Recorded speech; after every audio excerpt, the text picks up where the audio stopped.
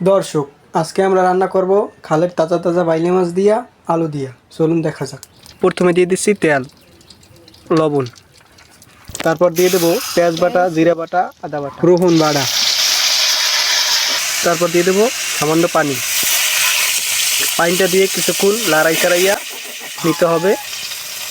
তারপর 1 থেকে 1.5 মিনিট কষাইয়া হলুদ মরিচ দিয়ে দেবো, হলুদের গুঁড়া, মরিচের গুঁড়া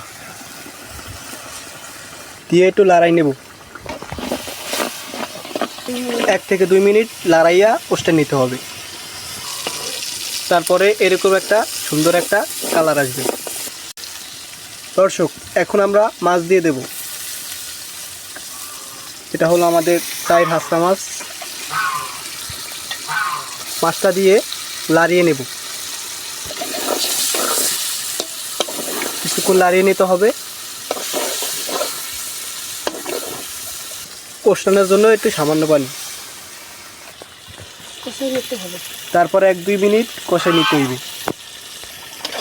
দর্শক, কষানো আমাদের হয়ে গেছে। এখন দিয়ে দেব আলু।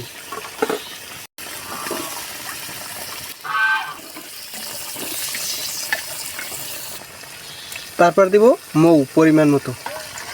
তারপরে কিছুক্ষণ চুলায় জাল দিয়ে নিতে হইবে। আমাকে তরকারিটা হয়ে গেছে, এখন জিরার গুঁড়ি দিয়া উঠাই নিব।